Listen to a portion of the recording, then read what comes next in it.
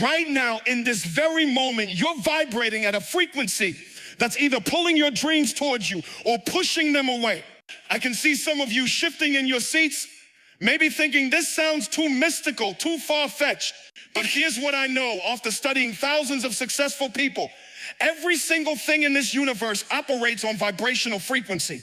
Your thoughts, your emotions, your beliefs, they're all energy, and energy vibrates. Most people spend their entire lives trying to change their words while keeping the exact same vibration. They'll say, I want success, while feeling like a failure.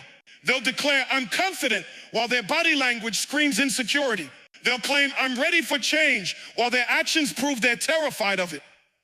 Your words are just noise. Your vibration is your reality. Think about the last time you walked into a room and immediately felt the tension, even though nobody said a word.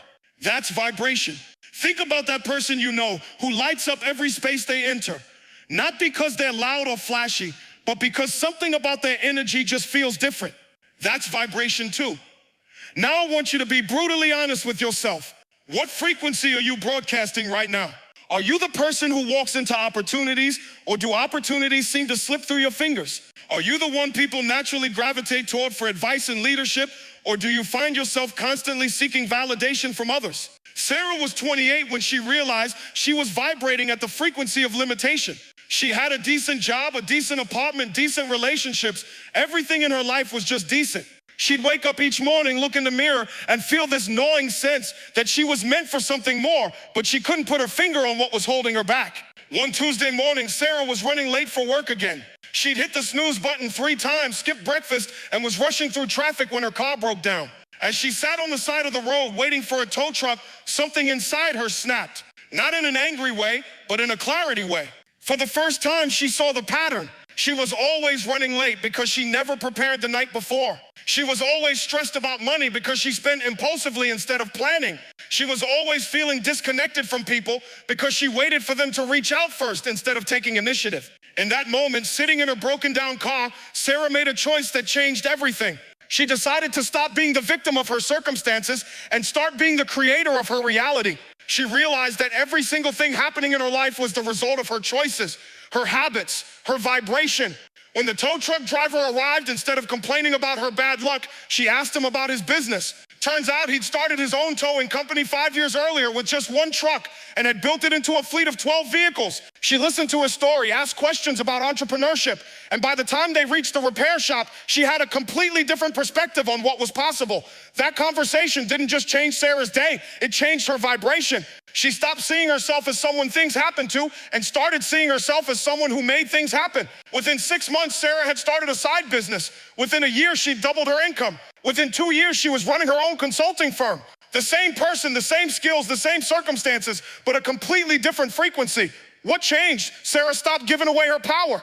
Here's what most people don't understand. You have more power right now than you've ever realized. You have the power to choose your thoughts. You have the power to choose your responses. You have the power to choose what you focus on and what you ignore. You have the power to choose the meaning you give to every situation that happens in your life. But most people hand this power over to their circumstances. They let their boss's mood determine their mood. They let the weather determine their energy level. They let other people's opinions determine their self-worth. They let their past mistakes determine their future possibilities. Successful people operate from a completely different paradigm. They understand that external conditions don't determine internal state. Internal state determines how you experience external conditions. 2 people can face the exact same difficulty and have completely different outcomes. One person loses their job and sees it as proof that the economy is terrible and life is unfair. They become bitter, resentful, and spend months complaining about how hard it is to find work. The other person loses their job and sees it as an opportunity to finally start that business they've been thinking about. They become energized, focused, and spend those same months building something new. Same situation,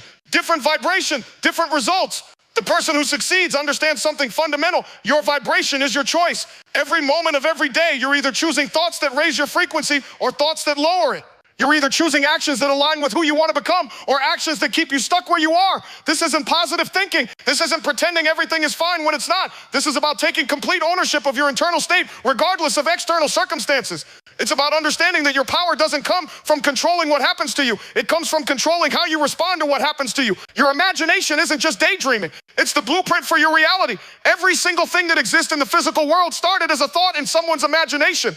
The chair you're sitting in, the building you're in, the device you might be listening to this on. All of it began as an idea in someone's mind. But here's where most people go wrong. They try to use their imagination like a magic wand. They close their eyes, visualize what they want, and then wait for it to appear. That's not how it works. Imagination without aligned vibration is just wishful thinking. When you truly imagine something, I mean really step into it with all your senses and emotions, your brain doesn't know the difference between what you're imagining and what you're experiencing. This isn't mystical theory. This is measurable neuroscience. Your brain fires the same neural pathways whether you're actually doing something or vividly imagining doing it. Michael was a construction worker who used his imagination to become a real estate developer, not through fantasy, but through what he called vibrational rehearsal. Every day during his lunch break, instead of scrolling through his phone or complaining with his coworker, Michael would sit quietly and imagine himself walking through properties, negotiating deals, managing contractors. He didn't just see it, he felt it. He felt the confidence of making decisions. He felt the satisfaction of solving problems. He felt the excitement of creating value. He imagined having conversations with investors, handling setbacks, celebrating successes. At first, his coworkers thought he was just taking naps. But after 6 months of this daily practice, something interesting started happening. Michael began noticing real estate opportunities everywhere. He started asking different questions. He began thinking like a developer even while working construction. Within 2 years, Michael had bought his first investment property. Within 5 years, he was developing residential projects. His imagination didn't magically create his success. It created the internal blueprint that guided his actions and decisions. Your imagination works the same way. When you consistently imagine yourself operating at a higher level, feeling confident, making successful decisions, solving problems effectively, your brain starts building the neural pathways that make these things natural. You start noticing opportunities you would have missed before. You start making choices that align with the person you've been imagining yourself to be. The gap between where you are now and where you want to be isn't crossed by hoping or wishing or even working harder. It's crossed by becoming the person who naturally operates at that level. Then becoming starts with imagining. But here's the critical piece most people miss. Your imagination has to be supported by your daily choices. You can't imagine yourself as disciplined while living a chaotic life. You can't imagine yourself as successful while making choices that lead to mediocrity. You can't imagine yourself as confident while constantly seeking approval from others. Your vibration has to match your vision. Your actions have to align with your imagination. Your daily habits have to support the reality you're trying to create.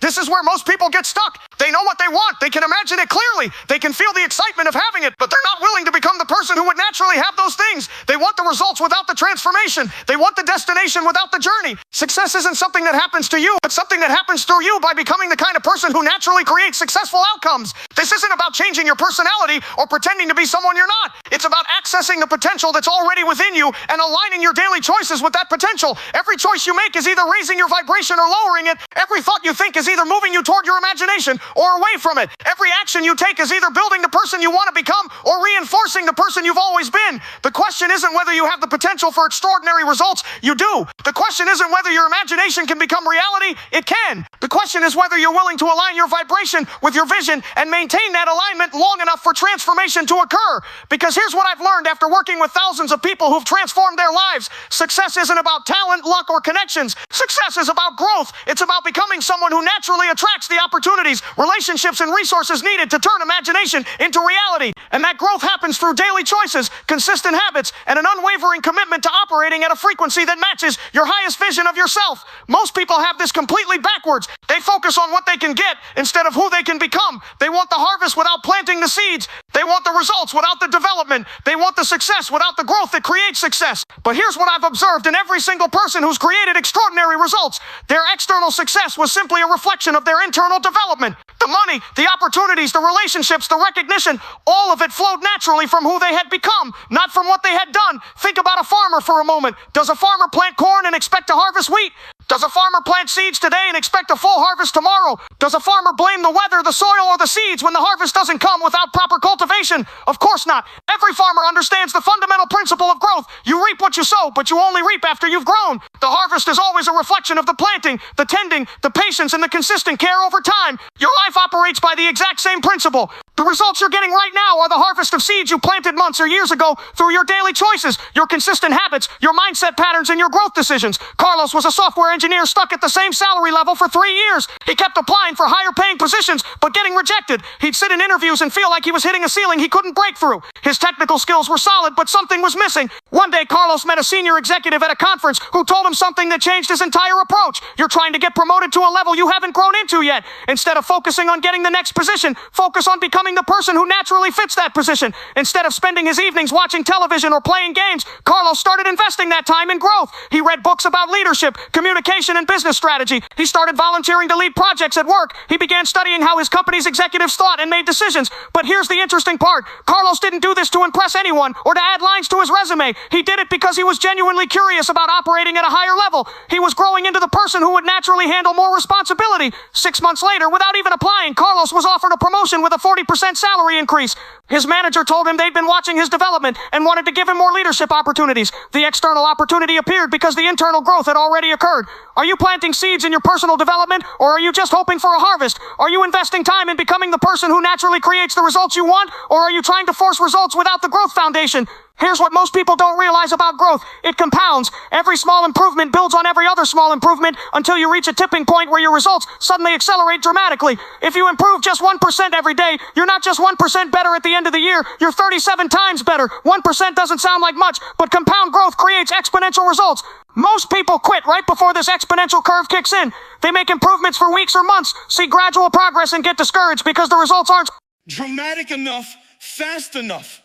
They don't understand that breakthrough comes after breakdown, that harvest comes after cultivation, that exponential results come after consistent linear effort. Jennifer decided to read for 30 minutes every day. 30 minutes doesn't sound like much. It's less time than most people spend checking social platforms. But Jennifer was consistent. Every single day, without exception, she read for 30 minutes. After 1 month, she read 2 books. After 6 months, she read 12 books. After 1 year, she'd consumed more practical knowledge than most people acquire in 5 years. But the real magic wasn't in the information. It was in how her thinking had changed. Jennifer started seeing solutions where others saw problems. She began recognizing patterns others missed. She developed insights that made her valuable in ways she'd never been before. Opportunities started appearing because she'd become the kind of person who could recognize and capitalize on them. Small daily actions repeated consistently over time create massive long-term results. This isn't theory. This is mathematical certainty. The question is whether you're willing to trust the process long enough to see the compound effect work in your favor. Every morning when you wake up, you're laying one brick in the foundation of your future. You can lay a brick of growth, improvement, and progress, or you can lay a brick of mediocrity, distraction, and stagnation. One brick doesn't matter much, but a year's worth of bricks creates an entirely different foundation. What bricks are you laying each day? Are your daily choices building the foundation for the life you want, or are they reinforcing the life you're trying to escape? Now, here's something fascinating about life that most people never learn. Everything operates in predictable patterns. Challenges come in cycles, opportunities come in cycles, growth comes in cycles. Even your motivation and energy operate in cycles. Understanding these patterns gives you tremendous power because instead of being surprised by what's coming, you can prepare for it. Instead of reacting to circumstances, you can anticipate them. Instead of being a victim of life's ups and downs, you can use them strategically. Think about seasons in nature. Winter isn't a punishment, it's preparation time. Spring isn't luck, it's the natural result of winter's preparation. Summer isn't an accident, it's the harvest of spring's planting. Fall isn't an ending, it's the completion of a cycle that sets up the next cycle. Your life follows the same seasonal patterns. You'll have winter seasons when everything feels difficult, when growth seems slow, when you're tempted to quit. These aren't signs that you're on the wrong path, they're signs that you're in a strengthening phase. You'll have spring seasons when new opportunities start appearing, when momentum begins building, when your previous preparation starts paying off. You'll have summer seasons when results flow easily, when everything seems to work in your favor, when success feels effortless. And you'll have fall seasons when you're harvesting the results of your efforts and preparing for the next cycle. David built 3 successful businesses by understanding these patterns. When he was in winter seasons, dealing with cash flow problems, losing key employees, facing unexpected challenges, he didn't panic or make desperate decisions. He knew these were strengthening seasons, so he focused on improving his systems, developing his skills, and preparing for the spring that would inevitably follow. When spring seasons arrived, new opportunities emerging, partnerships developing, momentum building, David was ready to capitalize because he'd used his winter seasons productively. When summer seasons came, rapid growth, abundant opportunities, easy success, he didn't get complacent. He knew fall would follow, so he saved resources and prepared for the next winter. Most people do exactly the opposite. They coast during good times and panic during difficult times. They make their worst decisions when things are challenging and waste their best opportunities when things are flowing. Which pattern describes your approach? Do you use difficult times to strengthen and prepare, or do you let them discourage and defeat you? Do you capitalize on good times, or do you take them for granted? When you're in a challenge cycle, your job isn't to suffer, it's to grow. Every difficult situation is asking you to become stronger, wiser, more resourceful, more resilient. The question isn't, why is this happening to me? The question is, how is this growing me?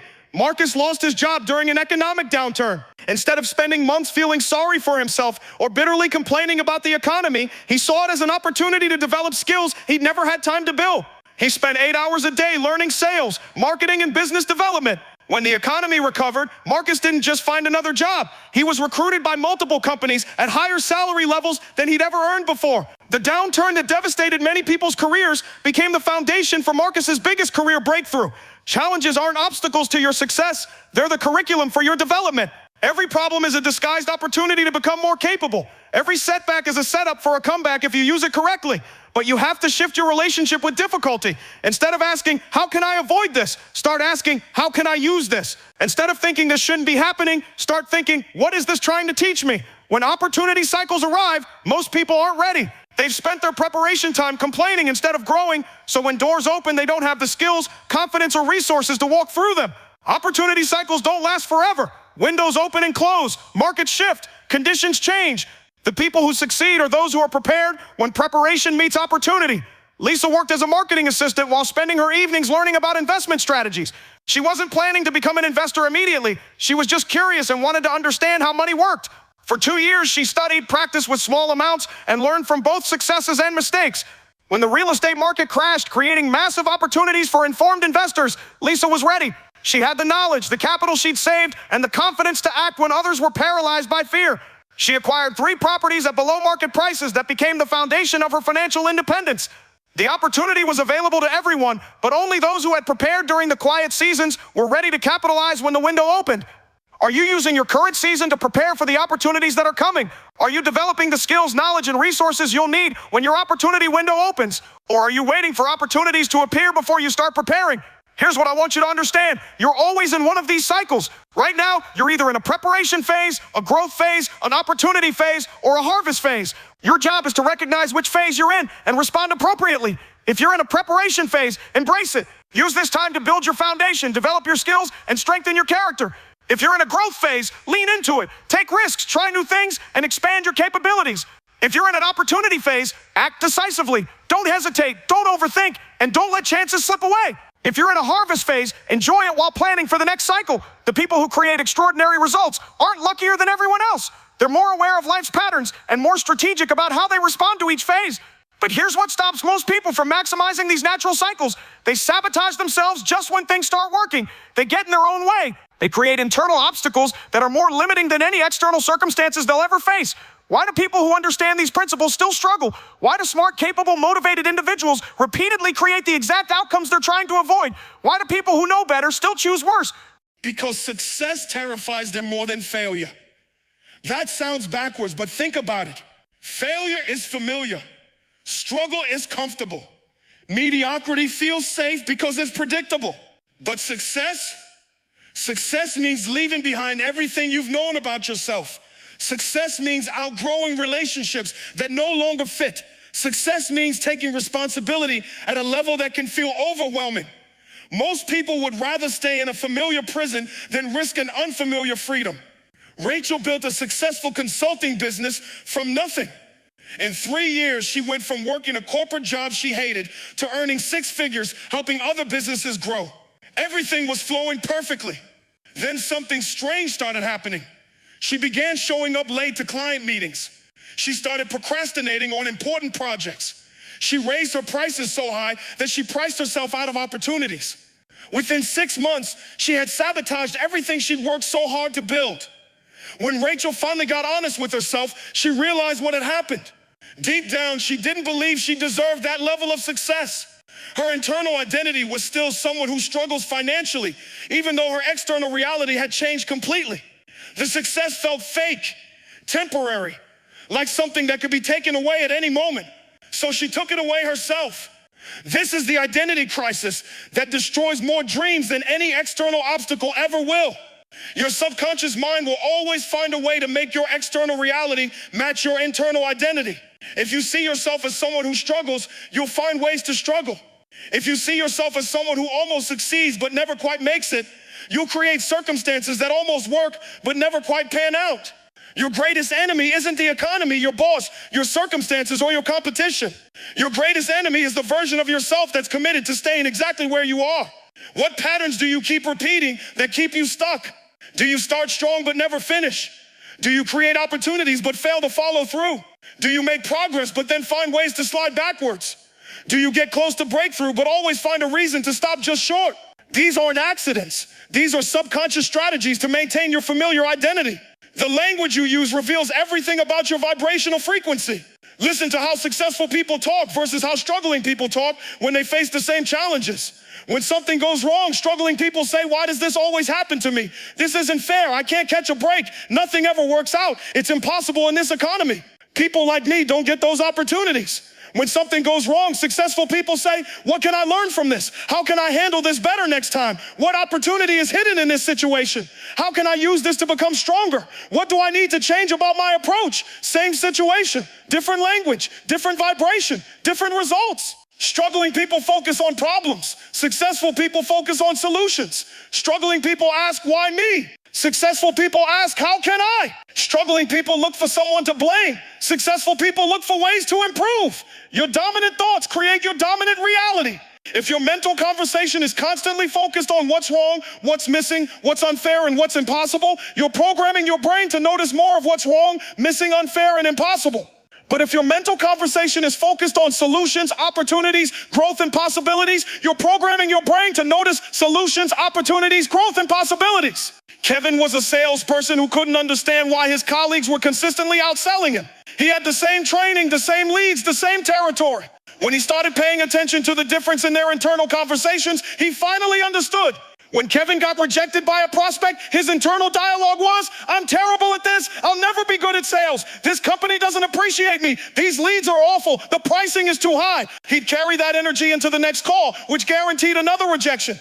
When his successful colleagues got rejected, their internal dialogue was, "That wasn't a good fit. The next one will be better. What can I adjust in my approach? Maybe I need to qualify prospects more thoroughly." They'd carry that energy into the next call, which often resulted in a sale. Kevin changed his career by changing his internal conversation. Instead of asking, "Why don't they want to buy?" he started asking, "How can I better understand what they need?" Instead of thinking, "This is too expensive," he started thinking, "How can I demonstrate more value?" His external circumstances didn't change. His internal frequency changed. His results followed. What's your internal conversation throughout the day? Are you having the mental dialogue of someone who creates success or someone who explains why success isn't possible? Here's a simple framework for breaking these self-sabotaging patterns: awareness, interruption, replacement. First, develop awareness. You can't change patterns you don't notice. Start paying attention to your automatic responses. When something challenging happens, what's your first thought? When opportunities appear, what's your internal reaction? When you need to take action, what excuses surface first? Most people operate on autopilot, repeating the same mental and emotional patterns without ever consciously choosing them. Awareness breaks the autopilot. Second, learn to interrupt the pattern. The moment you catch yourself in a limiting thought or self-sabotaging behavior, interrupt it immediately. You can literally say, "Stop" out loud, take 3 deep breaths, or ask yourself, "Is this thought moving me toward my goals or away from them?" The goal isn't to never have limiting thoughts. The goal is to catch them quickly and redirect them before they create momentum. Third, immediately replace the limiting pattern with an empowering one. Don't just stop the negative thought. Give your brain something positive to focus on instead. Ask, "What's the opportunity here?" Or "How can I grow from this?" Or "What would the person I'm becoming do in this situation?" This isn't about pretending problems don't exist. This is about training your brain to automatically look for solutions instead of dwelling on problems. Amanda used this framework to overcome a decades-long pattern of starting projects but never finishing them. Every time she'd get excited about a new idea, she'd dive in with enthusiasm, but within weeks she'd find excuses to quit and move on to something else. When Amanda caught herself making excuses, she'd interrupt the pattern by asking, "Is this really true, or am I just scared of succeeding?" Almost always, she realized the excuse was just fear disguised as logic. Then she'd replace the excuse with a commitment action. "I'm going to work on this for just 15 more minutes." Those 15 minutes often turned into hours of productive work, and more importantly, they broke the pattern of giving up. Within a year, Amanda had finished more projects than she'd completed in the previous 5 years combined. Your daily disciplines create your destiny. Not your goals, not your intentions, not your motivation, your actual daily practices. What you do consistently, day after day, regardless of how you feel, determines who you become and what you achieve. Most people focus on massive changes that they can't sustain instead of small changes they can maintain forever. They try to transform their entire life overnight instead of transforming their daily routine gradually. Extraordinary results come from ordinary actions repeated consistently over time. Start each day by setting your vibrational frequency intentionally. Before you check messages, before you react to other people's priorities, before you get pulled into the day's chaos, spend time connecting with the person you're becoming. This doesn't require hours. 15 minutes of intentional morning practice can set the tone for your entire day. Spend 5 minutes in quiet reflection or meditation to center yourself. Spend 5 minutes visualizing yourself successfully handling the day's challenges. Spend 5 minutes reviewing your priorities and setting clear intentions. Throughout the day, protect your frequency. When someone tries to dump their negative energy on you, don't absorb it. When unexpected challenges arise, respond from your highest self rather than reacting from your stressed self. When opportunities appear, act from confidence rather than hesitation. End each day with a brief review. What went well? What could you improve? What did you learn? What are you grateful for? This 5-minute practice programs your subconscious mind to look for lessons and progress rather than dwelling on problems and setbacks. Tom transformed his entire life with a simple morning routine. Every day before work, he'd spend 10 minutes reading something educational, 10 minutes doing physical exercise, and 10 minutes planning his priorities. These 30 minutes seemed insignificant, but they compound tremendously over time. The reading expanded his knowledge and changed how he thought about problems. The exercise gave him energy and confidence that carried through his day. The planning kept him focused on